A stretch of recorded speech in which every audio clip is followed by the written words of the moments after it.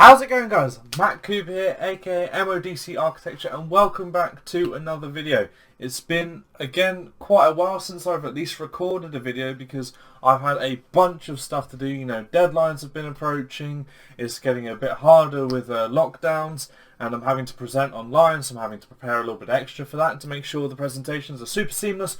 But we are back, and with some good news, to be fair. Well, at least better news. It is obviously, at the time of recording this, it is April 4th and lockdown restrictions have just been lifted as of March 29th, which means we can kind of go outdoors and we can kind of be students again. At least we can play sport, meet with people, rule of six and all of that good stuff. But what does that mean for being an architecture student? Now, at the Architecture Association, things aren't going to change for us, I don't think, particularly because we are actually they've confirmed that things are just going to be the same. They're just going to shut the school down for the year and then restart next year. However, for other universities, this is not the case. I believe students are being invited back. I know at the University of Bath, as of the 8th of March, students, architecture students specifically in years 1, I think 3 and 4, are being asked back, and 5 of course. So potentially all of this is going to be behind us. It's fantastic news. Now what does this mean for architecture students? Well, it means that students are going to be able to go back to the ways of being creative that we were so used to in our, or at least I was so used to in my first and second year and a bit of my third year.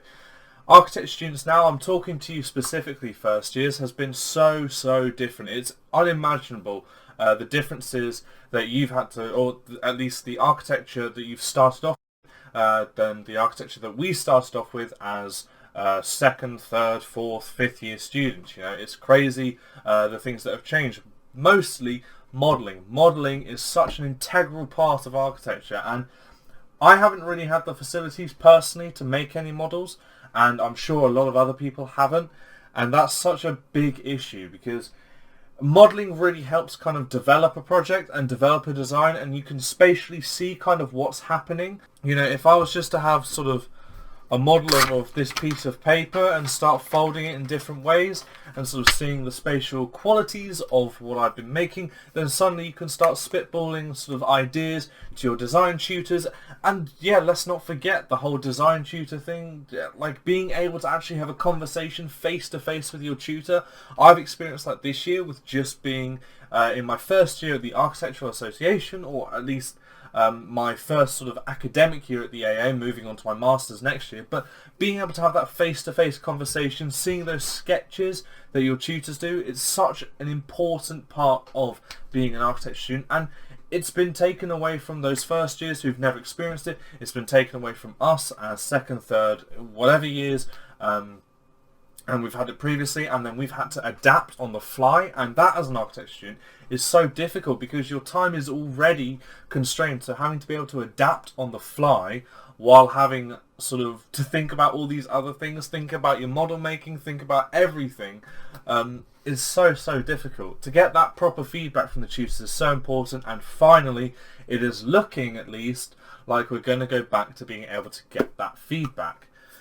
So what does the lockdown restrictions mean for well-being and mental health? Well, hopefully everyone who is watching this video and every architecture student, or indeed everyone, has been okay with mental health, but it's no lie that some people have had serious issues with their mental health over lockdown, with being, you know, not being able to see other people, and having difficulties with not being able to go outside in general. You know, it really does take a toll on a person, but I'm looking at architectural students in general, and I know that it is super important to get off that computer screen, to make sure that you go out and actually like walk and actually sort of interact with others.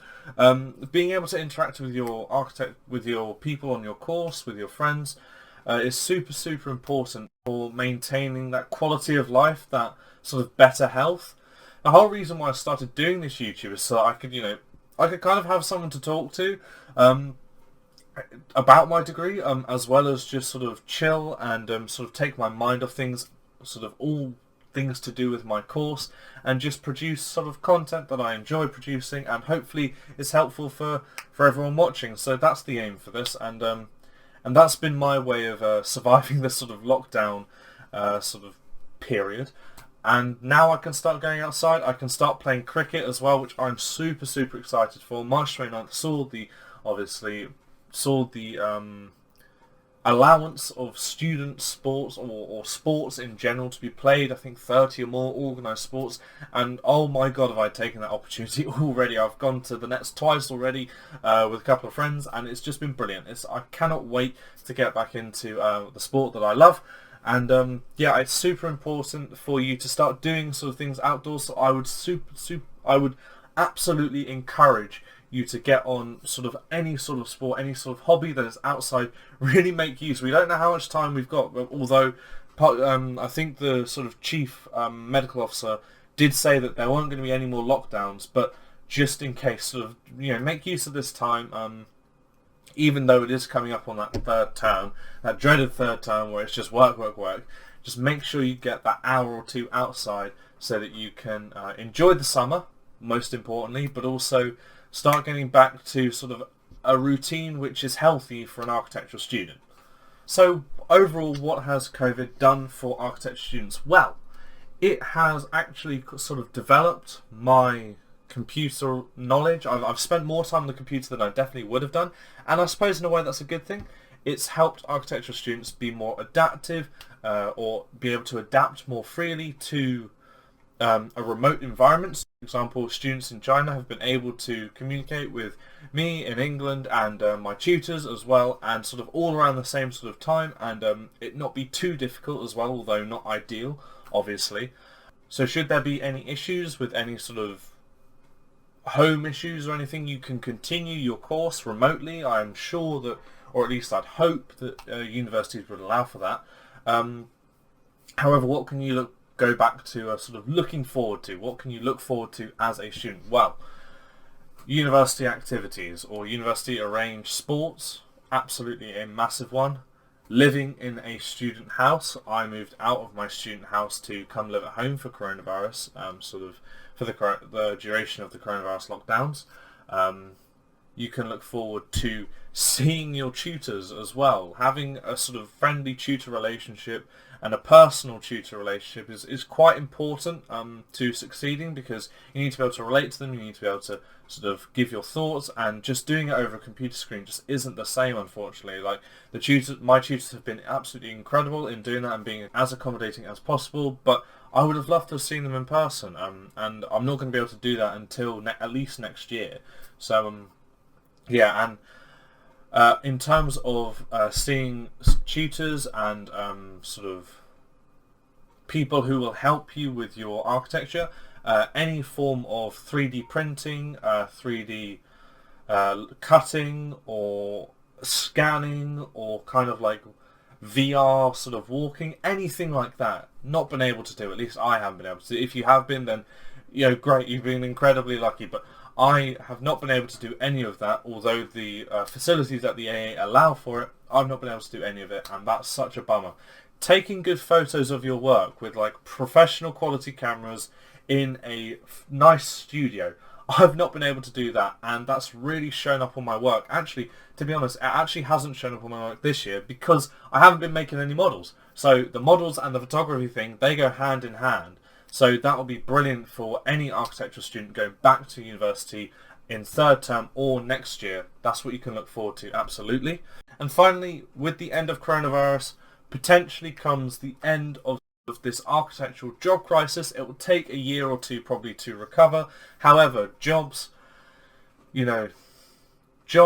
internships, work experience, shadowing, whatever, you name it, that is going to be coming back, hopefully, and you can get that valuable experience to tell you whether you actually want to be an architect,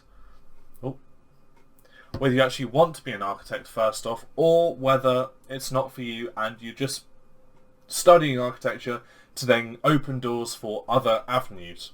So yeah, that is about it for today's video. Thank you so much for watching, everyone. Please do leave a like and subscribe if you enjoyed it, and leave a comment as to sort of what your plans are post-lockdown. as things are easing, at least in the UK things are easing. I hope it is, everything's easing worldwide as well, and I hope things are going well. But yeah, thank you so much for watching, and I'll see you in the next one. Thank you and goodbye.